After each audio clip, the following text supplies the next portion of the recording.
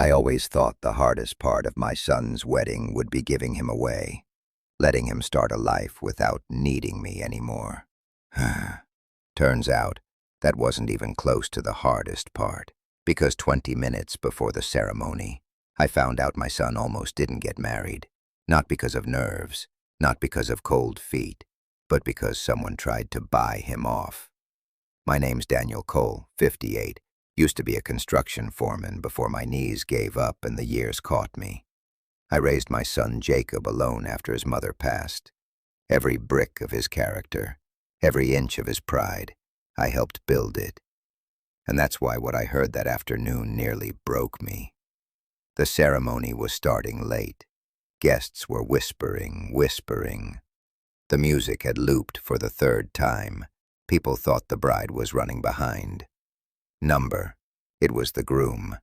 Jacob had gone missing, so I stepped behind the chapel looking for him, and that's when I heard voices. Low, sharp, tense. I stopped behind the half-open door of the prep room, and I recognized the voice instantly. The bride's father, a man who wore money like armor and arrogance like cologne. "Jacob," he said, "listen to reason. This marriage is not ideal. Our families aren't equal.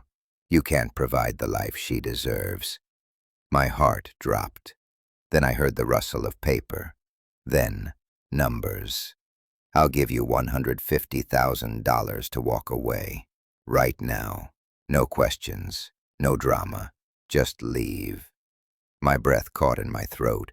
He wasn't just bribing my son. He was insulting him. Insulting us. I pressed closer, frozen. "I'm not asking," the man continued. "I'm offering you a chance to do the right thing. Take the money. Let her marry someone. Suitable." Suitable. That word burned hotter than any insult I'd ever heard in my life. My son didn't answer. I couldn't see his face, but I could feel the silence. Heavy, shaking. And that was the moment I realized. This wedding wasn't just about love. It was about pride, respect, dignity, and someone was trying to crush all of it with a checkbook. I stepped forward, ready to confront him, ready to break the man's nose if I had to. But right then, Jacob finally spoke. And what he said changed everything. Jacob's voice came out low, controlled, but shaking at the edges the way it does when he's fighting back anger. "Sir," he said, "I'm marrying your daughter because I love her, not because of status, not because of whatever story you've written in your head. Love isn't a transaction." I closed my eyes. My boy. My stubborn, loyal, big-hearted boy. But the bride's father didn't flinch. He scoffed. Actually, scoffed. "Love," he repeated, like it was a cheap brand. "You think love pays for a future? You think love pays private school, vacations, security? My daughter didn't grow up in struggle like you. She deserves stability." My fists clenched so tight my nails dug into my palms. "And your father," he added, voice dripping venom, "did the best he could. But this isn't a charity case. Be smart, Jacob. Take the money. Walk away before you embarrass yourself." That was it. That was the line. I pushed the door open, ready to tear into him, but Jacob stepped forward first, and the look in his eyes stopped me cold. He wasn't angry. He was hurt, deeply, painfully hurt. "You think my father is an embarrassment?" he asked quietly. The bride's father froze. "My dad raised me alone, worked double shifts, put food on the table when he barely had anything for himself. He didn't abandon me. He didn't hide behind money. He showed up every single day. And you want me to walk away from the one person I love so I can fit into your tax bracket." The older man opened his mouth, but Jacob kept going, voice steadier, stronger, fuller.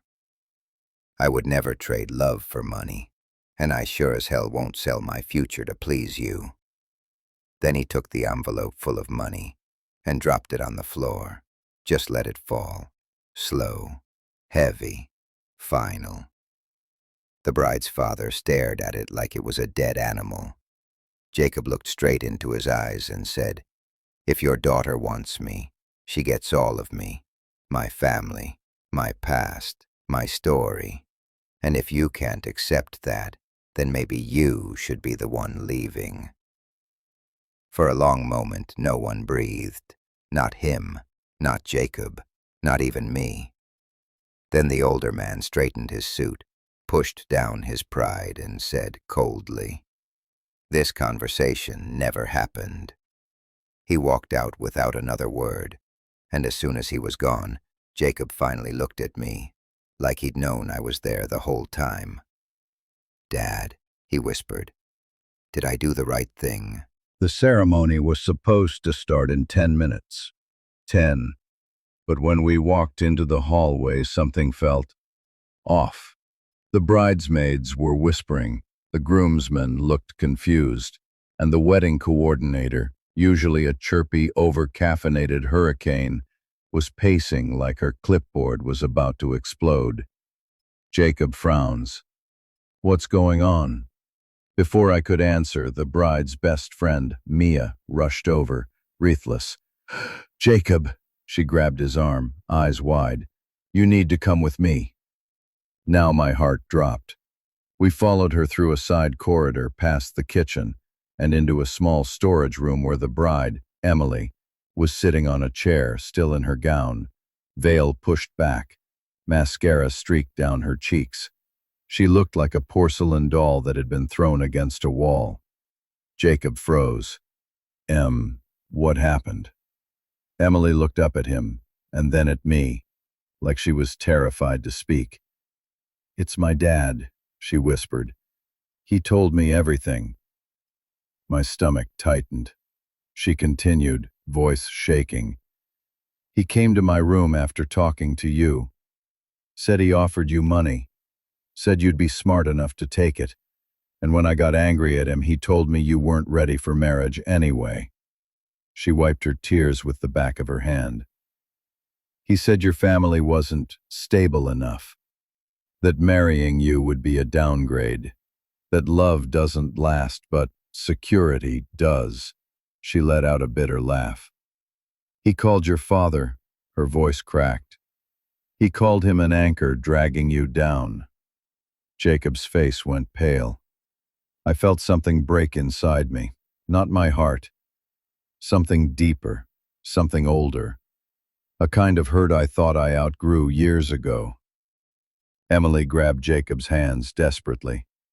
"But I don't care what he says. I want you. I want us. I don't care about money. I don't care about status. I don't care about the life he planned out for me like some sort of business deal." She took a trembling breath. "But Jacob, he said if I go through with this wedding, I'm no longer part of his family." Silence. Thick, suffocating silence. Jacob sank to his knees in front of her, taking her hands gently, like they were something sacred. He said, voice soft but steady, "I love you, but I will never ask you to choose between me and your family."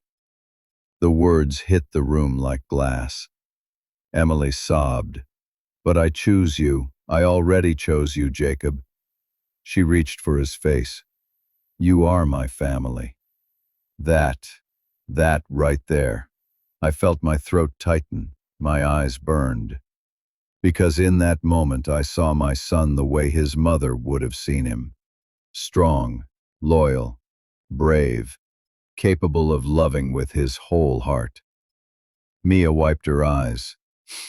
"Okay, this is adorable, but we have a huge problem." Emily looked up. "What?" Mia inhaled sharply, bracing herself. "Your dad, he left." Emily blinked. "What do you mean he left?" "He stormed out. He said the wedding is over. He's not paying another dime, and he's telling all the guests to go home. He's furious. The air in the room shifted, went cold, heavy. Jacob stood up slowly. So he wants to ruin our wedding? Mia swallowed. He already started. Emily covered her mouth with her hand, horrified. And that's when I stepped forward, calm, steady, grounded. Not today, I said. Not this wedding. Not my son's happiness. Not after everything. Jacob looked at me with wide eyes. Dad, what are you going to do? I straightened my tie, feeling that old fire, the one I thought life had beaten out of me, spark right back to life. Son, I said, I think it's time someone taught your future father-in-law a lesson he will never forget. I walked out of that storage room like a man who had already made peace with the consequences. The venue was chaos, guests confused, staff panicking. Emily's father, Richard, standing in the middle of the reception hall, barking orders into his phone like a CEO shutting down a failing branch. Cancel the catering. Refund whoever needs it.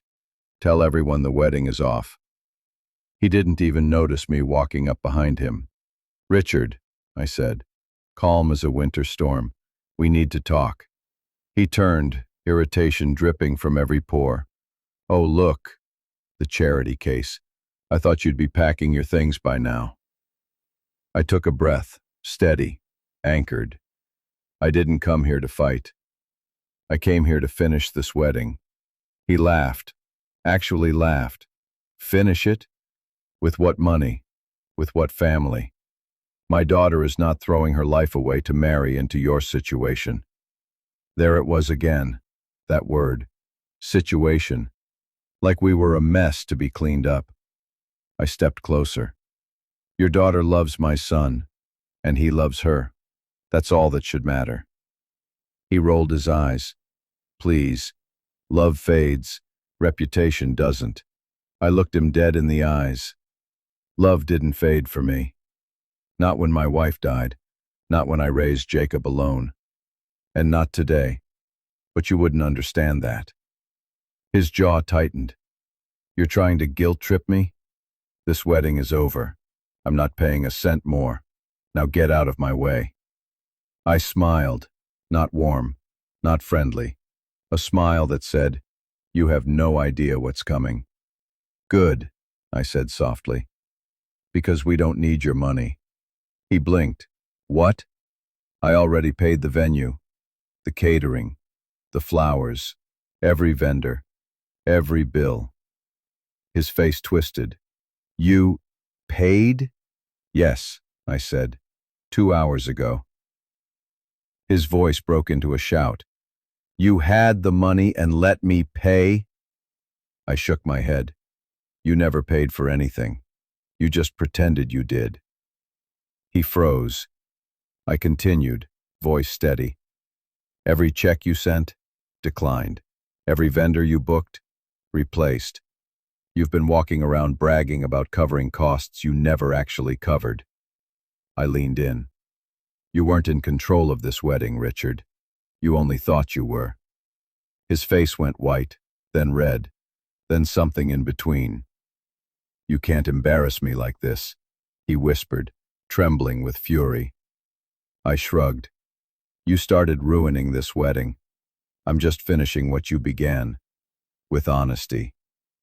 Right then, Emily rushed in with Jacob behind her. Dad, stop, pleading, she said. Please. Richard turned to her, desperate. Sweetheart, you don't see it. No, firmly, she cut in. I see everything, and I'm done letting you dictate my life. She took Jacob's hand. I'm marrying him. With or without your blessing. With or without your money. With or without you. Richard opened his mouth, but no words came out. Emily looked at me, tears in her eyes. Are we still having a wedding? I smiled, placing my hand over hers. Not just a wedding, gently I said. A beginning. One you can be proud of. And with that, I walked to the reception hall, clapped my hands loudly and said, "Ladies and gentlemen, the wedding is back on. If you love these two, stay. If you're here for drama, well, you'll get some of that too." Laughter filled the room. Guests sat back down. The music restarted.